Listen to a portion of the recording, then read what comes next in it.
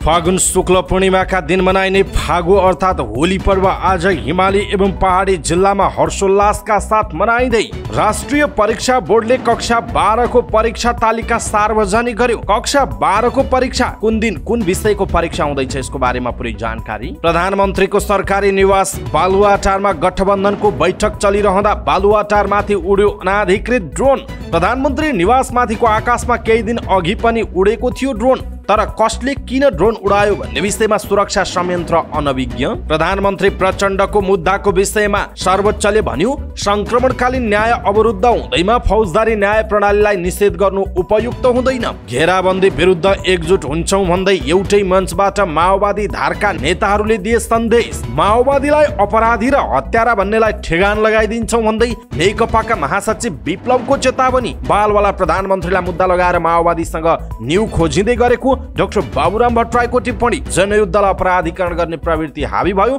सबै एकै ठाउँमा उभियौं भन्दै पूर्व माओवादीहरूलाई प्रस्ताव। नेपालमा राजतन्त्र पुनर्स्थापना हुन असम्भव रहेको नेकपा बहुमतका संयोजक धर्मेन्द्र वास्तुलाको भनाई। मुस्ताङमा विश्वविद्यालय खोल्ने विषयमा केपी ओलीको हवाला दिँदै आएको समाचार भ्रमपूर्ण रहेको नेपाल सरकारको भनाई। यथार्थ छानबिन हुने दाबी। माओवादी जनयुद्धले राजतन्त्रको अन्त्य गरेको होइन भन्दै नेकपा एमालेका अध्यक्ष केपी शर्मा ओलीको टिप्पणी। मदन भण्डारी र जीवराज आश्रितको हत्याको छानबिन माग गर्दा 21 जना मारिएको ओलीको दाबी। कांग्रेसले डेमोक्रेसीको रक्षाका लागि भन्दै मान्छे मार्न थालेको धारणा। प्रचण्डलाई प्रधानमन्त्री बनायौं तर कांग्रेसलाई राष्ट्रपति बनाउन पतनतिर जानुभयो भन्दै एमाले महासचिव शंकर पोखरेलको टिप्पणी। प्रचण्ड विरुद्ध मुद्दा दर्ता गर्न दिने सर्वोच्चको आदेशप्रति माओवादीको आपत्ति। प्रतिगामीहरू सलबलाएको आरोप। कांग्रेस र एमालेको सरकार बन्ने सम्भावना रहेको भारतीय पूर्व राजदूत रञ्जित रेको दाबी। बैंक तथा वित्तीय संस्थाहरू आफूहरूको शत्रु भएको व्यवसायी दुर्गा प्रसाईको टिप्पणी।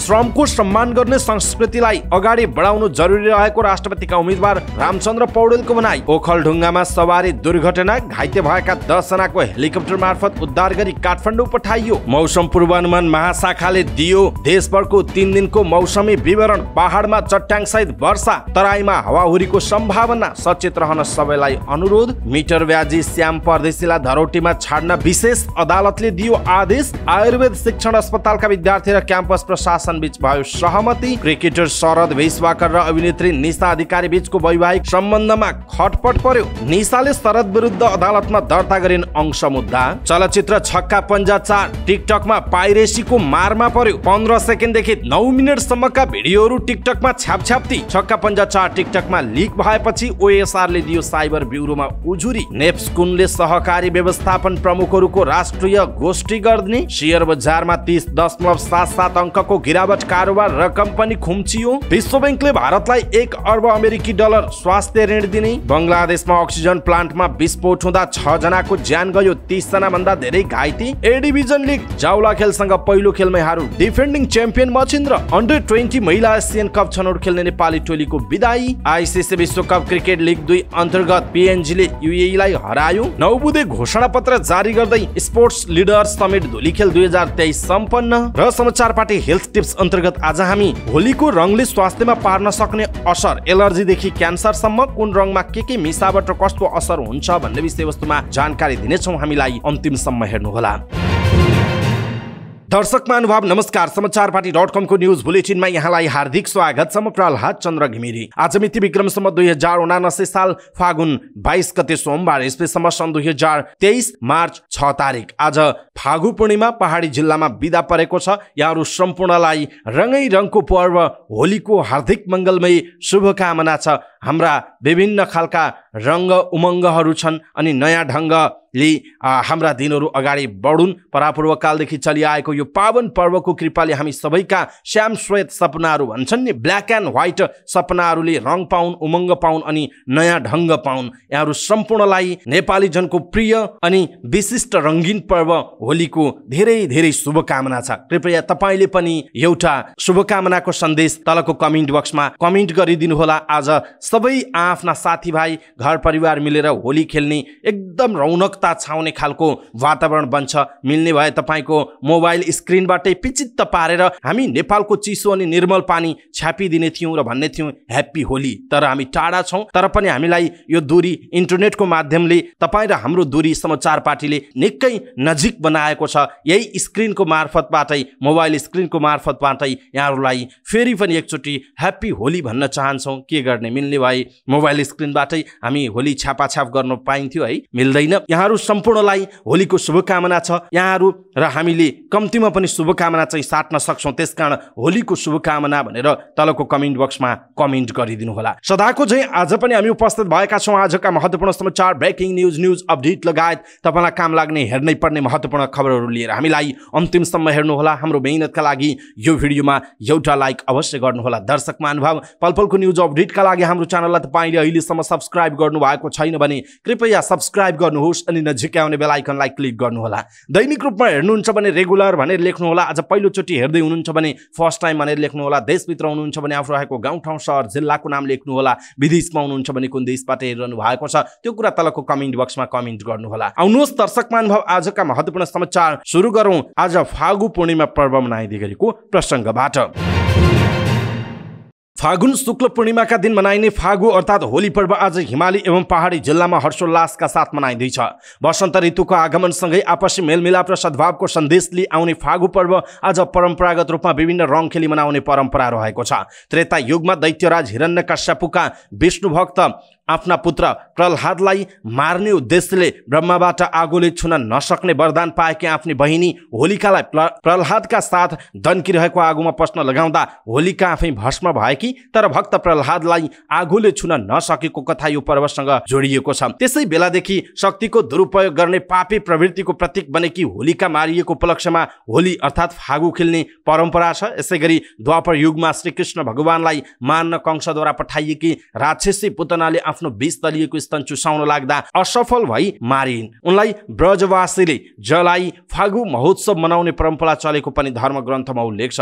राम्रो तरिकाले तयार पारिएका रङ र अबिरले छालाको रोग निवारण गर्ने भएकाले त्यस्ता रङको प्रयोग गरी फागु खेल्नाले शीतकालमा शरीरमा उत्पन्न कफको विनाश हुन्छ। बालिएको चेरको धुवाँबाट शीतकालका अनेकौं रोगका कीटाणुहरू निर्मल हुने हुनाले यो पर्वको आयुर्वेदिक महत्त्व पनि छ। केही वर्ष अघिसम्म उपत्यकामा उत्ताउलो रूपमा मनाइने यो पर्व प्रहरीको सक्रियताका कारण पछिल्लो समय सभ्य बन्न थालेको छ। हामी आफैले पनि बुझ्दै गएका छौँ कि अरूलाई असर गर्ने गरी आफू रमाइरहँदाखेरि अरूलाई असर नहोस् यो कुरामा पनि ख्याल गर्नुपर्छ। जथाभावी लोला हान्ने अनि अनाधिकृत रूपमा चाहिँ पछिल्लो समय यो होलीको बेलामा चाहिँ बाइकमा हेलमेटहरू नलगाइकन ठुलो ठुलो साउन्ड निकालेर अरूलाई असर गर्ने गरी आफू रमाउने तर अरूलाई असर गर्ने खालका कामहरू पनि भइरहेका हुन्छन्। युवा साथीहरूलाई यस्तो नगर्नका लागि पनि हामी हार्दिक अनुरोध गर्दछौँ। र आज जे होस् यहाँहरू सबैले होली मनाइरहनु भएको छ, मनाउँदै हुनुहुन्छ। फागु पूर्णिमाको धेरै धेरै शुभकामना छ र यहाँहरूले पनि आफ्नो ठाउँमा रहेर होली मनाउनु होला। आनन्द अनि उत्साहको यो वसन्त ऋतुको चाडमा आफ्ना लागि केही समय निकाल्नु होला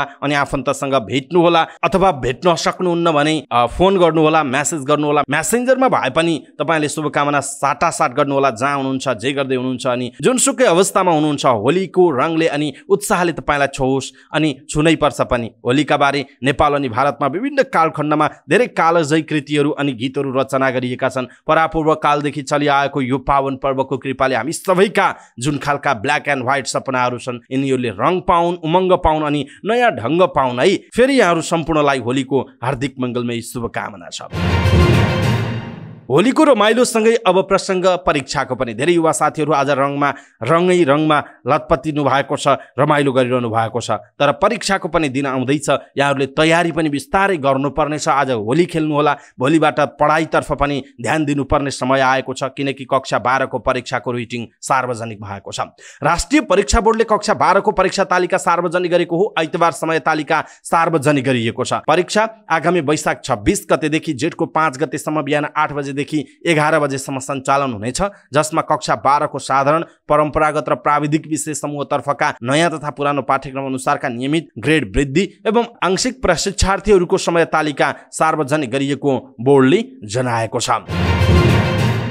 प्रधानमन्त्रीको सरकारी निवास बालुवाटार परिसरमा अनाधिकृत ड्रोन उडेको छ। गठबन्धनको बैठक चलिरहँदा हिजो साँझ 6:10 ड्रोन उडेको हो। उत्तरदेखि दक्षिणतिर उडेको ड्रोन पुनः 2 मिनेटमा सोही दिशामा फर्किएको थियो। केही मिनेटसम्म त्यस क्षेत्रमा ड्रोन उडेको तर सुरक्षाकर्मीहरूले कुनै एक्सन लिएनन्। उनीहरूले हेरे मात्रै ड्रोन केही बेरसम्म उडेको थियो। त्यसो त बालुवाटारमा उडेको अनाधिकृत ड्रोन खोज्दै सेनाको ड्रोन फेरि परिचालन गरिएको छ। सुरक्षाकर्मीहरूलाई पूर्व अनुमति लिएको बारे जिज्ञासा राख्दा पूर्व सूचनाका लागि कुनै जानकारी नआएको बताइएको छ। यस विषयमा अनुसन्धान सुरु गरिएको सुरक्षाकर्मीहरूले बताएका छन्। त्यस्तै अनाधिकृत ड्रोन उडेपछि बालुवाटार सुरक्षा निकायले त्यसको खोजीका लागि अर्को ड्रोन उडाएको छ। त्यसो त बालुवाटार स्थित प्रधानमन्त्रीको सरकारी निवासमाथिको आकाशमा आइतबार अनाधिकृत रूपमा ड्रोन उडाइएको छ। ड्रोन कसले उडाएको भन्ने किन हुन सकेको छैन। उडाएको ड्रोन खोजी भइरहेको सुरक्षाको स्रोतले जनाएको छ। केही दिन अघि पनि प्रधानमन्त्रीको सरकारी निवासमाथिको आकाशमा ड्रोन उडाइएको थियो तर सुरक्षा निकायले उक्त ड्रोन नियन्त्रणमा लिन सकेनन्। न त त्यो कसले किन उडायो भन्ने नै पहिचान हुन सक्यो। झिलिक्क देखिएको थियो तर त्यो पछि हरायो, भेट्टाउन सकिएन, एक सुरक्षा अधिकारीले भनेका छन्। दर्शक महानुभाव,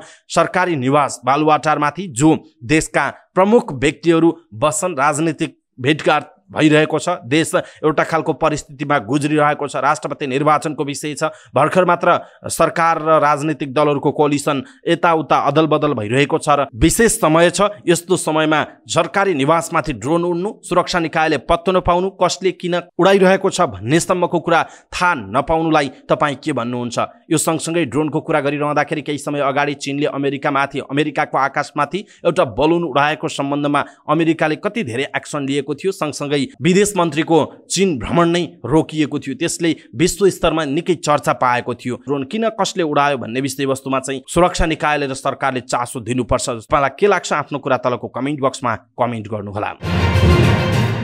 सर्वोच्च अदालतले संक्रमणकालीन न्याय सम्बन्धी संयन्त्र निष्क्रिय भएकै आधारमा मुलुकको फौजदारी न्याय प्रक्रिया निष्प्रभावी हुन नसक्ने ठहर गरेको छ।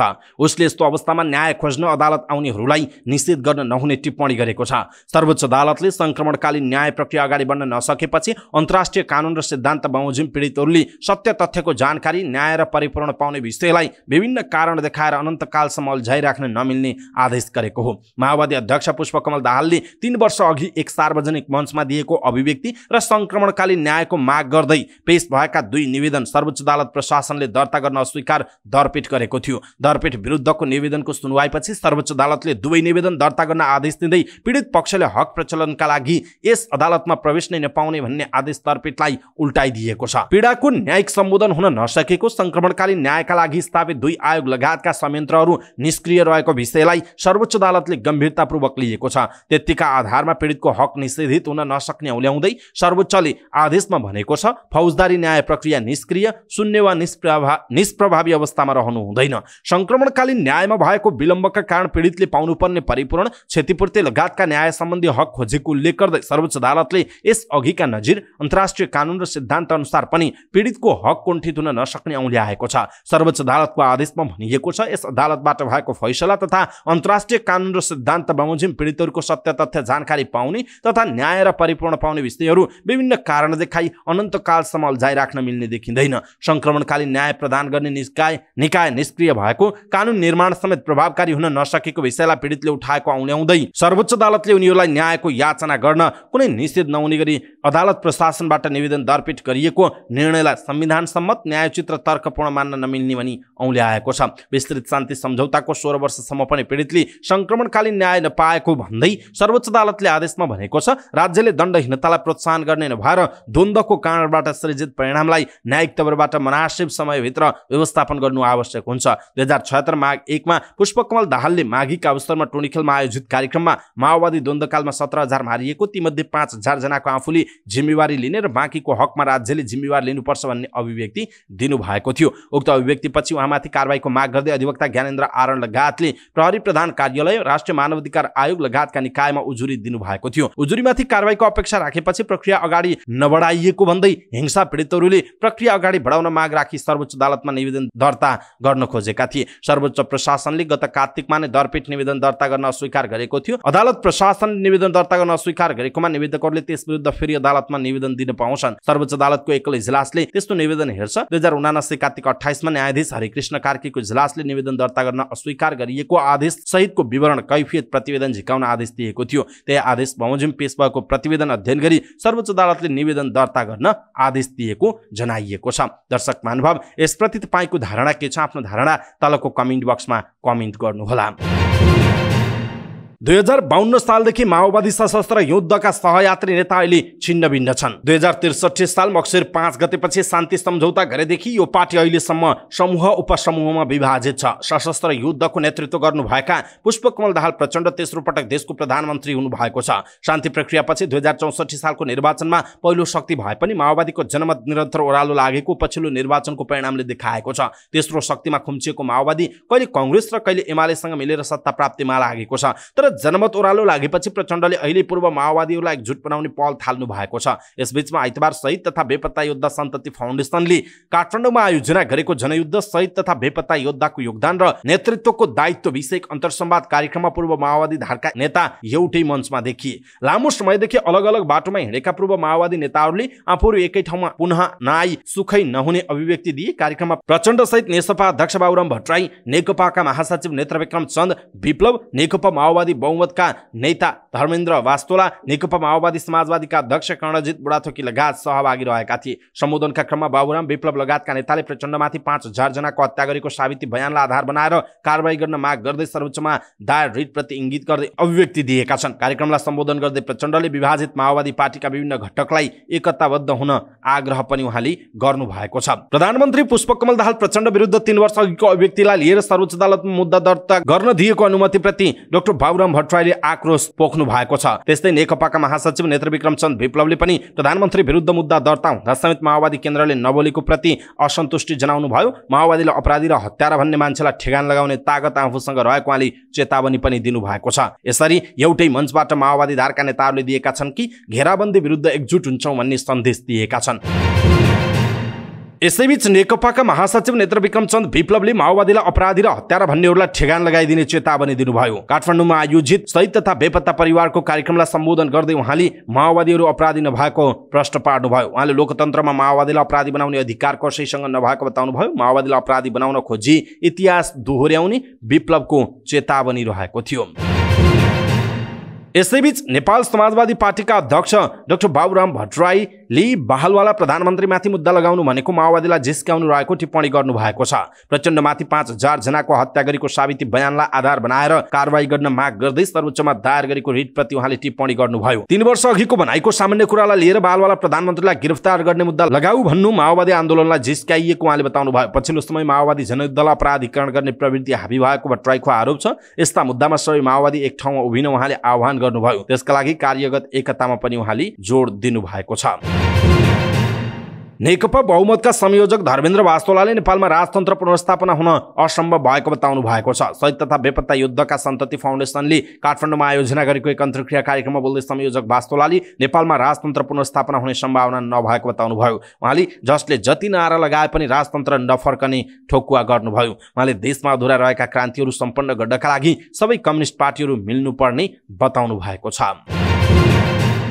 सरकारले नेकपा एमालेका अध्यक्ष केपी शर्मा ओलीको अभिव्यक्ति भनी सञ्चार माध्यममा सार्वजनिक समाचारप्रति गम्भीर ध्यानाकर्षण भएको जनाएको छ। सरकारका प्रवक्ता एवं सूचना सञ्चार तथा प्रविधि मन्त्री रेखा शर्माले विज्ञप्ति जारी गर्दै मुस्ताङको बारागुङ मुक्ति क्षेत्र गाउँपालिकाले कलेज स्थापनाका विषयमा आएको समाचारप्रति ध्यानाकर्षण भएको उल्लेख गर्नुभयो। त्यस क्षेत्रमा सरकारले कुनै अमुक देशको प्रस्तावमा कुनै अर्को देशलाई लक्षित गरी विश्वविद्यालय स्थापना गर्न थालेको भन्ने अभिव्यक्ति पूर्णतः भ्रमपूर्ण रहेको विज्ञप्तिमा उल्लेख छ। नेपाल सरकारले यस सम्बन्धी कुनै निर्णय नगरेको प्रवक्ता शर्माले स्पष्ट पार्नुभयो। त्यस्तै बारागुङ मुक्ति क्षेत्र गाउँपालिकाले कलेज स्थापनाका लागि भारतीय दूतावासलाई पत्र लेखेको भन्ने समाचारका विषयमा पनि आवश्यक छानबिन र अध्ययन गरी सत्य तथ्य सार्वजनिक गराउने प्रतिबद्धता पनि विज्ञप्तिमा गरिएको छ। नेपाल सरकार मुलुकको सार्वभौमिकता, अखण्डता, राष्ट्रिय हित एवं स्वतन्त्र र सन्तुलित कूटनीतिका पक्षमा दृढतापूर्वक उभिएको भन्दै यस्ता विषयहरूबाट भ्रमित नहुन शर्माले आग्रह समेत गर्नुभएको छ। नेकपा एमालेका अध्यक्ष केपी शर्मा ओलीले माओवादी जनयुद्धले राजतन्त्रको अन्त्य नगरेको दावी गर्नुभएको छ। आइतबार सुखानी शहीद स्मृति दिवसको विशेष कार्यक्रमलाई सम्बोधन गर्दै उहाँले 2052 सालपछि राजनैतिक स्वार्थका लागि 17000 मान्छे मारेको उहाँले आरोप लगाउनुभयो। नेपालमा भएको के थियो, के प्राप्तिका लागि मारिए, बहुदलीय व्यवस्था आएकै थियो, के का लागि मारिए त भन्दा अनौठो छ। आज गणतन्त्रका लागि भनिन्छ। 2063 सालको सुरुमा द्वन्द्व र हिंसा समाप्त भयो। 63 सालमा बृहत शान्ति सम्झौता भयो। कार्तिकमा उहाँले प्रश्न गर्दै भन्नुभयो 65 सालमा गएर राजतन्त्र संविधान सभाले हटायो भने जनयुद्धले त हटाएन होला, जनयुद्धबाट कब्जा त गरेको होइन होला त, संविधान सभाकै लागि 16,000 मान्छे मर्नुपर्छ र उहाँको प्रश्न रहेको छ। दर्शक महानुभाव, केपी शर्मा ओलीको यो प्रश्नप्रति तपाईँको धारणा के छ? आफ्नो धारणा तलको कमेन्ट बक्समा कमेन्ट गर्नुहोला। यसैबीच नेकपा एमालेका अध्यक्ष केपी शर्मा ओलीले मदन भण्डारी र जीवराज आश्रितको हत्यापछि छानबिनको प्रसङ्गमा थप 21 जनाको हत्या भएको दावी गर्नु भएको छ। उनीहरूको 2050 साल जेठ 3 गते पोखरामा भएको एमालेको जिल्ला अधिवेशन सकेर चितवन जाँदै गर्दा भण्डारी र आश्रित चढेको पजिरो जीप दुर्घटनामा परेको थियो, तर यो दुर्घटनालाई रहस्यमय रूपमा मानिँदै आएको छ। त्यही घटनाको प्रसङ्ग कोट्याउँदै आइतबार सुखानी शहीद स्मृति दिवसको विशेष कार्यक्रमलाई सम्बोधन गर्दै ओलीले भन्नुभएको छ मदन भण्डारी र जीवराज आश्रितको हत्या भयो, त्यस सम्बन्धमा हामीले छानबिन माग गर्यौं, त्यस प्रसङ्गमा मात्र 21 जनालाई गोली हानेर हत्या गरियो। छानबिन आयोग बनाएर छानबिन गर्दियौं भन्दाखेरि 21 जनाको हत्या भयो। थुप्रै ठाउँमा देशभरि हत्या भयो। झापामा दिल्ली गौतमको हत्या भयो। त्यसभन्दा अघि 2037 साल फागुन 12 गते सिन्धुलीमा ऋषि देवकोटाको हत्या भयो। अरू गोप्य ढङ्गले अनेक। त्यसपछि हत्यापछि हत्या भयो उहाँको भनाइ छ। पहिला 1-2 जनाको हत्या हुँदा समेत हल्ला भए पनि बहुदल आएपछि कांग्रेसले मान्छे मार्दा डेमोक्रेसी भएको उसको उहाँको भनाइ छ। कांग्रेसले डेमोक्रेसीको रक्षाका लागि भन्दै मान्छे मार्न थाल्यो। शान्तिपूर्ण जुलुस पनि हुन नहुने, जनताको जीवनको कुनै मूल्य र अर्थ छैन भन्ने हिसाबले उहाँको भनाइ रहेको छ। दर्शक महानुभाव, यसप्रति तपाईँको धारणा के छ? आफ्नो धारणा तलको कमेन्ट बक्समा कमेन्ट गर्नुहोला।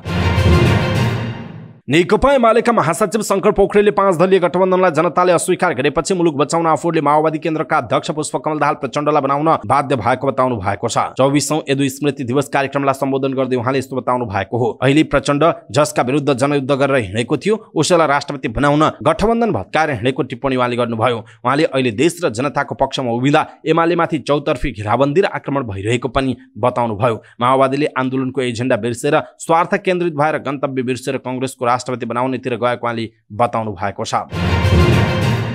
प्रधानमन्त्री तथा नेकपा माओवादी केन्द्रका अध्यक्ष पुष्पकमल दाहाल प्रचण्ड विरुद्धको रिट दर्ता गर्न सर्वोच्च अदालत प्रशासनले दिएको आदेशप्रति माओवादीले आपत्ति जनाएको छ। माओवादी केन्द्रका महासचिव देव गुरुङले आइतबार प्रेस विज्ञप्ति जारी गर्दै न्यायाधीश ईश्वर खतिवडा र हरि फुयालको संयुक्त इजलासबाट भएको यो आदेशप्रति गम्भीर ध्यान आकर्षण भएको बताउनु भएको छ। विस्तृत शान्ति सम्झौता विपरीतको रिट दर्तामा प्रतिगमनकारी प्रवृत्तिहरू सल्बल आएको भन्दै उहाँले 12 बुँदे समझदारी, शान्ति प्रक्रिया पक्षधर राजनीतिक दल र अन्तर्राष्ट्रिय समुदायलाई आह्वान समेत गर्नुभयो। कांग्रेस महासमिति सदस्य जितेन्द्र मोक्तान र ज्ञानेन्द्र राज आरण सहितले प्रचण्डमाथि 5000 जनाको हत्या गरेको साबिती बयानलाई आधार बनाएर कारबाही गर्न माग गर्दै रिट लगेको जनाइएको छ।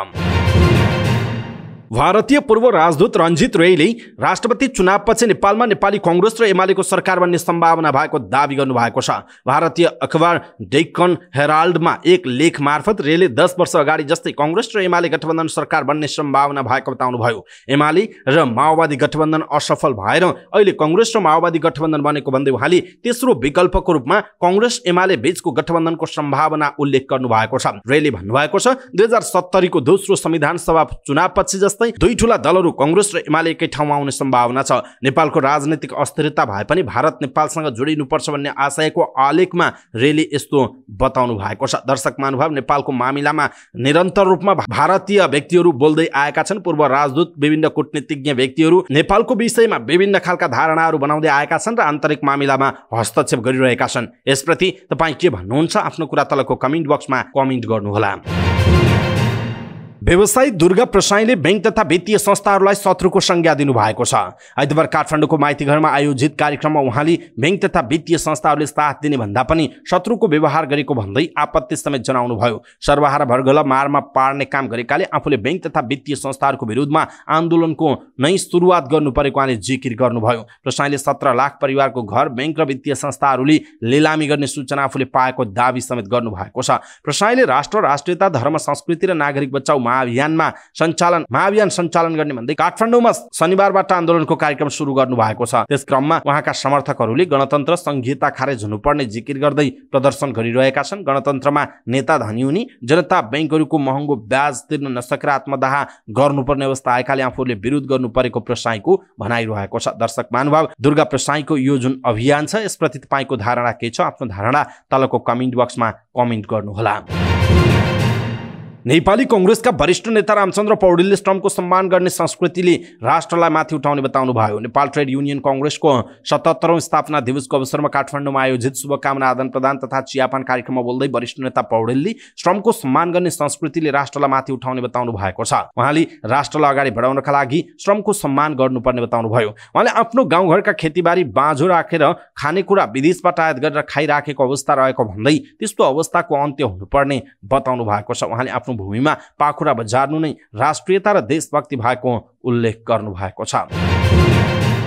ओखलढुङ्गामा सवारी दुर्घटनामा परि घाइते भएका 10 जनाको हेलिकप्टर मार्फत उद्धार गरिएको छ। सबै घाइतेहरूको नेपाली सेना र कैलाश एयरको हेलिकप्टरबाट उद्धार गरी उपचारका लागि काठमाडौँ ल्याइएको हो। दुर्घटनामा परि गम्भीर घाइते भएकाहरू चिसङ्खुगढी गाउँपालिका 3 का चालक 25 वर्षीय सुमन कार्की, 26 वर्षीय शर्मिला श्रेष्ठ, वडा नम्बर 1 का 22 वर्षीय खेमबहादुर खत्री र वडा नम्बर 2 का 40 वर्षीय केन्द्रबहादुर कार्कीलाई उपचारका लागि कैलाश एयर हेलिकप्टर मार्फत काठमाडौँ ल्याइएको जिल्ला प्रहरी कार्यालय ओखलढुङ्गाका प्रहरी प्रमुख प्रहरी नायब उपरीक्षक दीपक केसीले जानकारी दिनुभयो। उहाँका अनुसार नेपाली सेनाको हेलिकप्टरबाट चिसङ्खुगढी गाउँपालिका 2 की 13 वर्षीय आयुषा श्रेष्ठ, सोही वडाका 57 वर्षीय तिलकुमारी श्रेष्ठ, सिद्धिचरण नगरपालिका 10 बेतेनीकी 40 वर्षीय तुलसा धमाल र उहाँका 2 वर्षीय छोरा विनय धमला, चिसङ्खुगढी 3 की 4 वर्षीय लरिसा श्रेष्ठ र सोही स्थानकी 50 वर्षीय तीर्थलक्ष्मी श्रेष्ठ उपचारका लागि काठमाडौँ ल्याइएको जनाइएको छ। उद्धार गरिएका सबै घाइतेको शिक्षण अस्पताल महाराजगञ्जमा उपचार सुरु भएको जनाइएको छ।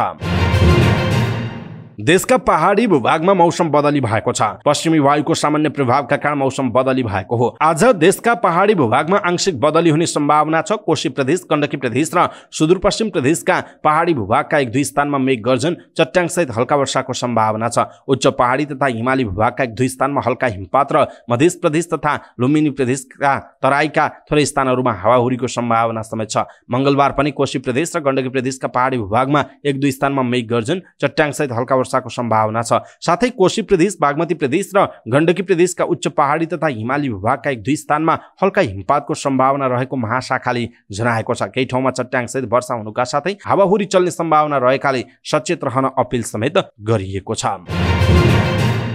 सर्लाहीका कुख्यात मिटरबाजी श्याम परदेशी बनिने श्यामकृष्ण शाहलाई 5 लाख रुपैयाँ धरोटीमा छाड्ने विदेश अदालतले आदेश गरेको छ। श्रीकान्त पौडेल, शालिग्राम कोइराला र बलभद्र बास्तोलाको इजलासले आइतबार उक्त आदेश गरेको हो। सम्पत्ति शुद्धिकरण विभागले मुद्दा दर्ता गरेपछि परदेशी अदालतमा हाजिर भएका थिए। त्यसपछि अदालतले थुन्चेक आदेश सुनाएको थियो। विभागले परदेशी विरुद्ध 3,20,92,658 र उनकी श्रीमती मञ्जु देवी विरुद्ध 65,65,355 रुपैयाँ बिगो दाबी गर्दै मुद्दा दायर गरेको जनाइएको छ। आयुर्वेद शिक्षण अस्पताल कीर्तिपुरका BAMS 22औं ब्याचका विद्यार्थी र क्याम्पसबीच सहमति भएको छ। 18 दिनदेखि आन्दोलनरत विद्यार्थीहरू र क्याम्पस प्रशासन बीच आइतबार 6 महिना आयुर्वेद चिकित्सालय नरदेवी र 6 महिना आयुर्वेद शिक्षण अस्पताल कीर्तिपुरमा इन्टर्नशिप गर्ने सहमति भएको हो। क्याम्पसको तेस्रो अस्थायी परीक्षा नतिजा प्रकाशन भएसँगै इन्टर्नशिप गर्ने भनिए पनि क्याम्पस र चिकित्सालयको सम्झौताका कारण इन्टर्नशिप हुन सकेको थिएन। यसअघि पनि क्याम्पस र नरदेवीमा आधा समय विद्यार्थीहरूको इन्टर्नशिप हुँदै आएकोमा विगत केही समय यता रोकिएको थियो। विद्यार्थीहरूले आफ्ना मागहरू पूरा नगरेको भन्दै विगत 8 दिनदेखि क्याम्पसमा तालाबन्दी गरेका थिए। क्याम्पस प्रशासन र विद्यार्थीहरू बीच 6 महिना दुवै शिक्षण संस्थामा प्र्याक्टिकल गर्न पाउने समझदारी भएको बताइएको छ। समझदारीपछि सञ्चारकर्मीहरूसँग कुराकानी गर्दै आयुर्वेद इन्टर्न डाक्टर सुनिल भुसालले 18 दिनसम्म धरनामा बसिसक्दा समेत क्याम्पसले चासो नदेखाएको आरोप लगाउनु भयो। उहाँले शिक्षा आयोगले तोकेको न्यूनतम कार्यक्षेत्र पनि 10% प्र्याक्टिकल नकटाई दक्ष डाक्टर भनेर लाइसेन्स दिने अवस्था देखिएपछि त्यसको विरुद्धमा आफूहरू उत्रिएको उहाँले स्पष्ट पार्नु भएको छ। क्रिकेटर शरद भेसवाकर र अभिनेत्री निशा अधिकारी बीचको वैवाहिक सम्बन्धमा संशय पैदा भएको छ। निशाले काठमाडौँ जिल्ला अदालतमा शरद विरुद्ध अंश मुद्दा दायर गरेकी छिन्। एकल सन्तानका रूपमा रहेका नाबालक छोरा समेतलाई अंशभाग लगाउन माग गर्दै निशाले मुद्दा हालेकी हुन्। न्यायाधीश कमल प्रसाद घिवालीको इजलासले आइतबार सम्पत्तिको फाँडबारे माग गर्ने आदेश गरेको छ। केही वर्षको प्रेम सम्बन्धपछि शरद र निशा 2074 सालमा विवाह बन्धनमा बाँधिएका थिए। निशाले अमेरिकामा गएर 2075 सालमा छोरालाई जन्म दिएकी थिइन्। अहिले निशा र शरद दुवै नेपालमै बस्छन्। निशा कलाकारिता प्रतियोगितामा र शरद क्रिकेटमा छन्। शरदले पछिल्लो समय राष्ट्रिय टिमबाट भने स्थान गुमाएका छन्। निशाले सम्बन्ध विच्छेदको मुद्दा भने दिएकी छैनन्। सम्बन्ध विच्छेद नगरिकन पनि श्रीमतीले अंश माग गर्न सक्ने कानुनी प्रावधान छ। यदि डिभोर्सको मुद्दा दायर गरेमा स्वतः अंशबन्धा हुन्छ, तर अंश मुद्दा दायर गर्दा स्वतः सम्बन्ध विच्छेद नहुने बताइएको छ।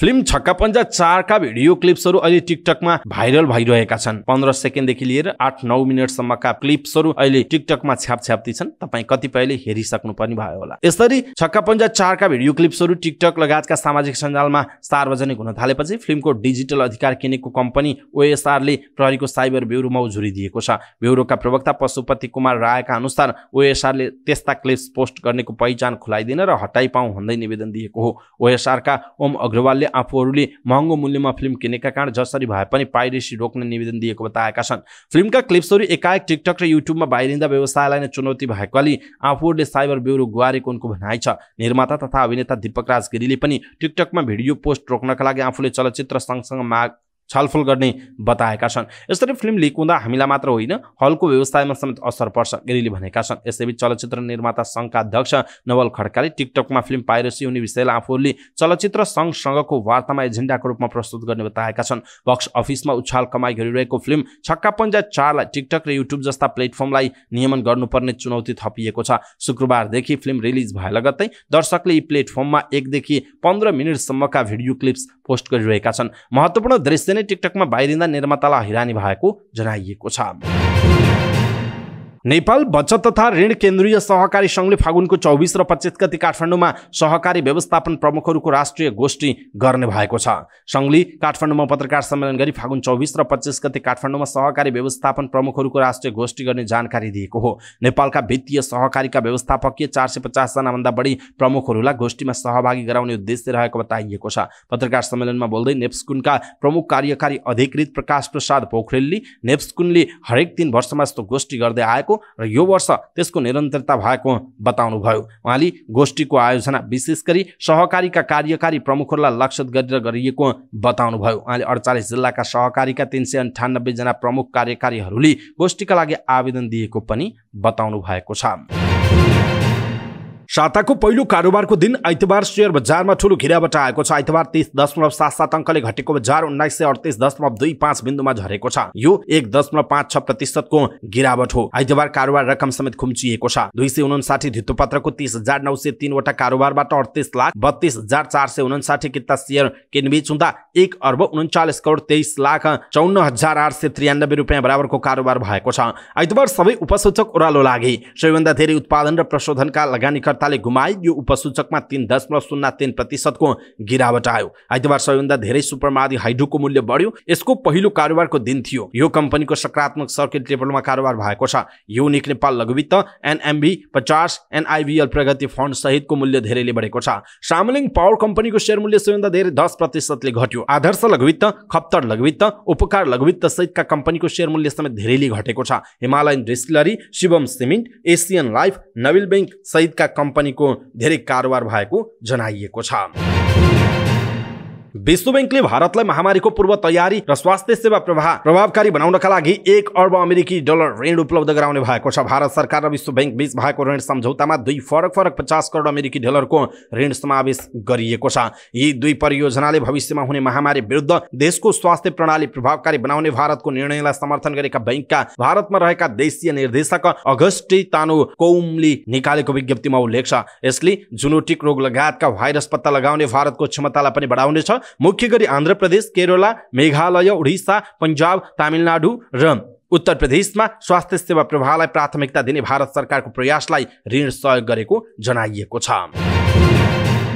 बंगलादेशको दक्षिण पूर्वी सीताकुण्ड क्षेत्रमा एक अक्सिजन प्लान्टमा विस्फोट हुँदा कम्तीमा 6 जनाको ज्यान गएको छ। 30 जना भन्दा धेरै घाइते भएका छन्। उनीहरूलाई अस्पताल भर्ना गरिएको छ। राजधानी ढाकाबाट झण्डै 220 किलोमिटर टाढा सीताकुण्डमा अक्सिजन प्लान्टमा विस्फोट भएको थियो। यो विस्फोटको आवाज 2 किलोमिटर टाढासम्म सुनिएको प्रत्यक्षदर्शीलाई उद्धृत गर्दै समाचार संस्था रोइटर्सले जनाएको छ। अग्नि नियन्त्रक टोलीले गैराती नै आगो निभाएका छन्। अघिल्लो वर्ष जुनमा पनि बंगलादेशको एक अक्सिजन प्लान्ट नजिक कन्टेनर डिपोमा विस्फोट हुँदा 50 जनाको ज्यान गएको थियो। झण्डै 200 जना घाइते भएका थिए।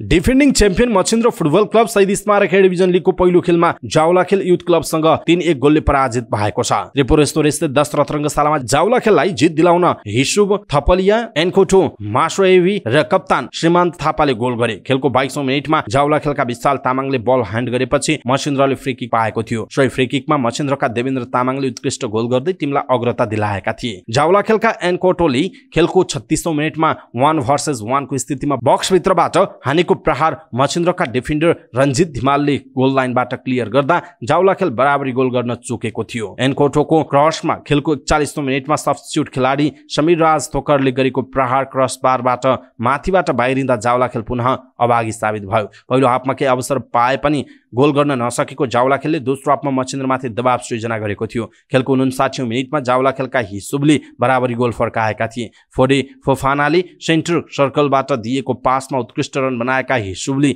बक्सभित्रबाट उत्कृष्ट फिनिस गरेका थिए। त्यसपछि मछिन्द्रमाथि निरन्तर आक्रमण गरेको जावलाखेलका एन्कोटोले गोल गर्दै टिमलाई 2-1 को अग्रता दिलाए। मछिन्द्रका दिवाकर चौधरीले गोलकिपर विशाल श्रेष्ठलाई दिएको ब्याक पास क्लियर गर्न खोज्दा विपक्षीको खुट्टामा परेको थियो। विशालको सोही गल्तीमा एन्कोटोले उत्कृष्ट गोल गरे। कप्तान श्रीमन्तले 81औं मिनेटमा गोल गर्दै जावलाखेलको जित 3-1 ले सुनिश्चित गरे। हिसुब थपलियाको फ्री किकमा हेडर मार्फत श्रीमन्तले सुन्दर फिनिस गरेका थिए। जितसँगै जावलाखेलले 3 अङ्क जोडेको छ। आइतबार सम्पन्न पहिलो खेलमा त्रिभुवन आर्मी क्लब र सङ्कटा क्लबले गोलरहित बराबरी खेलेका थिए। दोस्रो खेलमा साधुवाटा युथ क्लबले न्युरो टिम एनआरटीलाई 2-1 गोलले पराजित गरेको थियो। यो सँगै लिगमा पहिलो चरणको खेल सकिएको छ। दोस्रो चरणको खेल मंगलबारबाट सुरु हुने जनाइएको छ।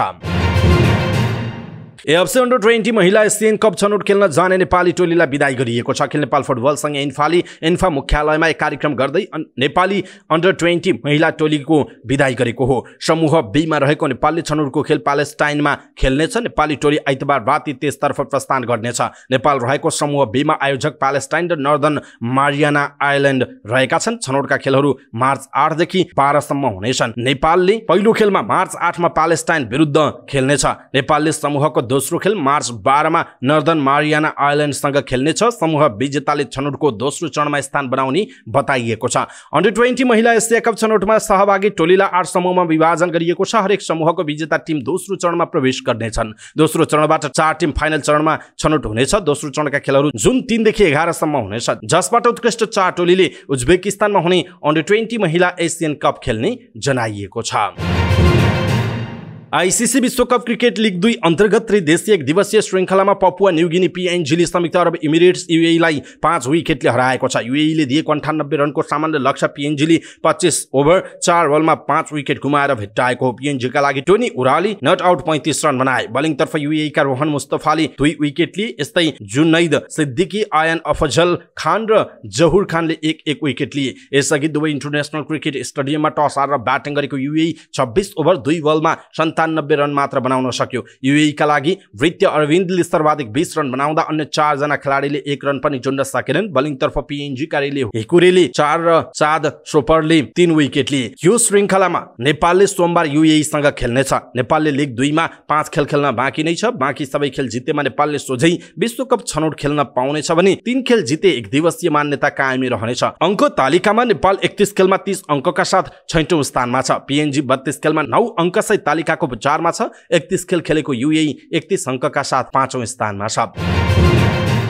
नौबुँदे घोषणा पत्र जारी गर्दै स्पोर्ट्स लिडर्स समिट धुलीखेल 2023 सम्पन्न भएको छ। नेपाल ओलम्पिक कमिटीको आयोजनामा 2 दिन चलेको कार्यक्रमले खेलकुद विकास ऐनको व्यवस्था अनुसार खेलकुद संस्थाको स्वायत्ता स्पोर्ट्स अटोनोमीको भावना अनुसार 3 वटै तहको सरकारको खेलकुद सम्बन्धी कानुन र नियमहरूलाई एकरूपता ल्याउन पहल गर्ने, ओलम्पिक अभियानलाई खेलकुदसँग सम्बन्धित सबै पक्षसँग समन्वय गरेर व्यापक बनाउने र खेलकुदको वर्गीकरण गरेर राष्ट्रिय प्राथमिकता निर्धारण गर्ने प्रतिबद्धता व्यक्त गरेको छ। त्यस्तै प्रदेश र स्थानीय तहले पनि राष्ट्रिय प्राथमिकताको आधारमा आफ्नो प्राथमिकता निर्धारण गरेर खेलकुदको समग्र विकास गर्ने, नेपाली खेलकुदमा लैङ्गिक समानताका लागि पहल गर्ने र यौन उत्पीडन, खेलकुदमा हिंसा र सट्टेबाजी निरुत्साहित गर्ने नीति अपनाउने, खेलको प्राथमिकता अनुसार आधारभूत तहदेखि राष्ट्रिय स्तरसम्मको खेलाडी, प्रशिक्षक र व्यवस्थापकको तालिम तथा स्तर उन्नतिका लागि माग गर्ने, संघीय, प्रदेश र स्थानीय स्तरका विभिन्न खेलका प्रकृति अनुसारका पूर्वाधार निर्माण गर्न तिनै तहका सरकारलाई माग गर्ने पनि बताइएको छ। कार्यक्रमलाई भर्चुअल सम्बोधन गर्दै प्रधानमन्त्री पुष्पकमल दाहाल प्रचण्डले नेपाली खेलकुदको समग्र विकासका लागि यस प्रकारको कार्यक्रम आवश्यक हुनेमा जोड दिँदै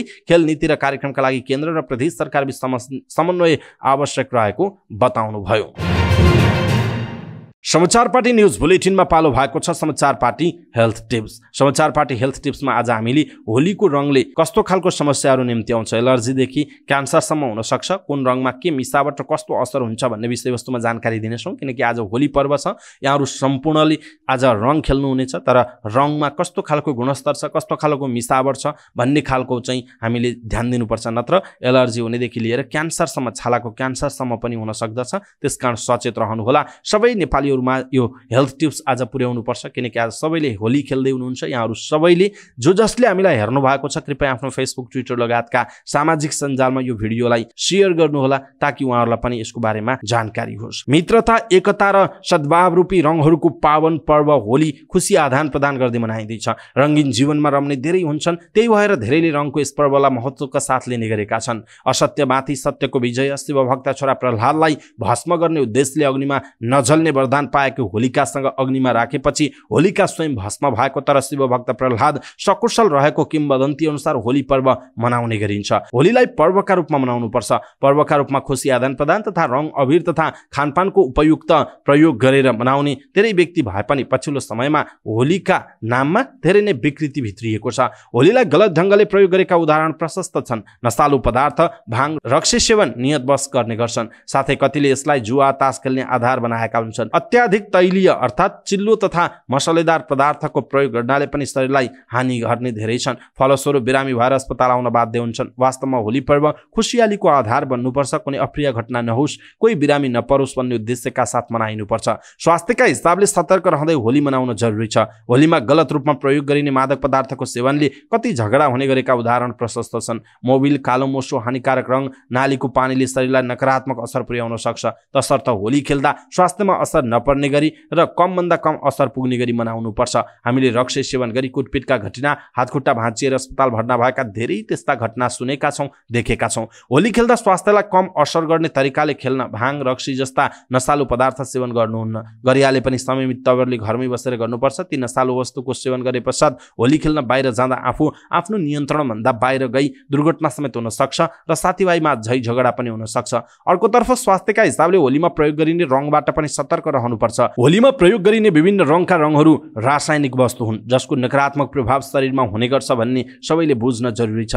होलीमा मुख्यतः प्रयोग गरिने रातो रङमा मर्करी सल्फेट, हरियोमा कपर सल्फेट, नीलोमा फेरोसाइनाइड, बैजनीमा क्रोमियम आयोडाइड र कालोमा लिड अक्साइड जस्ता रासायनिक तत्त्व हुन्छ। यी रासायनिक तत्त्वहरूले छाला, आँखा, कान लगायतका शरीरका विभिन्न अङ्गमा नकारात्मक असर पुर्याउँछ। सामान्य एलर्जीदेखि क्यान्सरसम्म हुन सक्ने सम्भावना हुन्छ। उक्त वस्तुहरू कुनै कारणवश खाने नलीमा प्रवेश गर्यो भने चक्कर आउने, वान्ता हुने र पेट दुख्ने हुन सक्छ। प्राय जसो सबै रङमा हुने रसायनले शरीरको नरम छालामा एलर्जी गराउँछ। फलस्वरूप छाला रातो हुने, चिलाउने, रातो डाम बस्ने हुन सक्छ। आँखामा प्रवेश गरे चिलाउने, रातो हुने, पानी बग्ने पनि हुन सक्छ। त्यस्तै कानमा प्रवेश गरे चिलाउने र पछि गएर कान पाक्नेसम्म पनि हुन सक्छ। हुन त वैज्ञानिक दृष्टिकोणबाट शरीरलाई कम असर पुग्ने किसिमले रङ बनाइएका हुन्छन्। रङमा पाइने विषाक्त रसायनका अणु एक अर्कासँग कसिएर बाँधिएका हुन्छन्, जसका कारण शरीरमा असर पर्दैन। नीलो रङमा हुने विषाक्त साइनाइड आइरनसँग कसिएर बाँधिएको हुन्छ, तसर्थ शरीरमा विषको कुनै प्रभाव हुँदैन। तर यी रङहरूले शरीरमा एलर्जी गर्ने प्रचुर सम्भावना हुन्छ। होलीका नाममा प्रयोग गरिने सिल्भर पेन्टमा हुने एल्युमिनियम ब्रोमाइडले एलर्जीका साथै क्यान्सर हुने सम्भावना बढाउँछ। यस्तै होलीमा गलत नियतका साथ प्रयोग गरिने कालो मोसो, मोबिल, फोहोर पानी विकृति मात्र होइन, यसले शरीरमा गम्भीर नकारात्मक असर पर्न सक्छ। फोहोर पानीमा शरीरमा घातक जीवाणुको संक्रमण हुन सक्छ, साथै छिट्टै एलर्जी पनि हुन सक्छ। होली खेल्दा घरका भित्ता नबिग्रिने गरी एक ठाउँमा आफूले चिनेको साथीभाइ वा आफन्तसँग मात्र खेल्नु उपयुक्त हुन्छ। नचिनेका र होली खेल्न नचाहने व्यक्तिलाई होलीमा रङ्ग्याउँदा विवाद बढ्ने सम्भावना हुन्छ। होली खेल्दा स्वास्थ्यका दृष्टिकोणबाट आफू बच्ने र अरूलाई बचाउने भरपूर प्रयास गर्नु उचित हुन्छ। यसो गर्नाले मात्रै सौहार्दपूर्ण वातावरणमा होली खेल्न सबैलाई आकर्षित गर्नेछ। अन्यथा अनायासै व्यक्ति बिरामी हुने र झैझगडा बढ्ने सम्भावना बढ्न थाल्छ। होलीको रङको कम असर पार्न शरीरमा आफूलाई उपयुक्त तेल लगाएर खेल्नुपर्छ। कानमा कपास राख्नुपर्छ। आँखा, कान तथा मुखमा रङ लगाउनु कसैलाई पनि दिनु हुँदैन।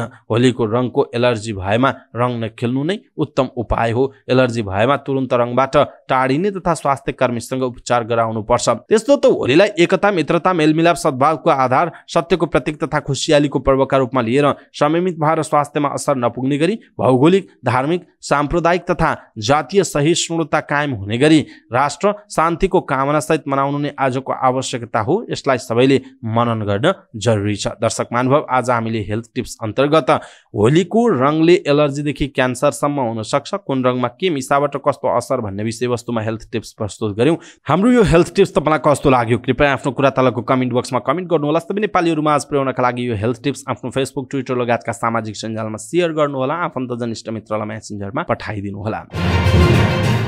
अवस्था दर्शक महानुभाव, आजका महत्त्वपूर्ण समाचार, ब्रेकिङ न्यूज अपडेट लगायत तपाईलाई काम लाग्ने हेर्नै पर्ने महत्त्वपूर्ण समाचारहरू यति नै हामीले प्रस्तुत गरेका समाचारहरूप्रति तपाईको धारणा के छ? आफ्नो धारणा तलको कमेन्ट बक्समा कमेन्ट गर्नुहोला। हाम्रो मेहनतका लागि यो भिडियोमा एउटा सानो लाइक अवश्य गरिदिनु होला। दर्शक महानुभाव, पलपलको न्यूज अपडेटका लागि हाम्रो च्यानललाई तपाईले अहिलेसम्म सब्स्क्राइब गर्नु भएको छैन भने कृपया सब्स्क्राइब गर्नुहोस् अनि नजिकै आउने बेल आइकनलाई क्लिक गर्नुहोला। पलपलको न्यूज अपडेटका साथ फेरि हाम्रो भेट हुनेछ। तपाई समाचार पार्टी हेर्दै गर्नुहोस्। नमस्कार।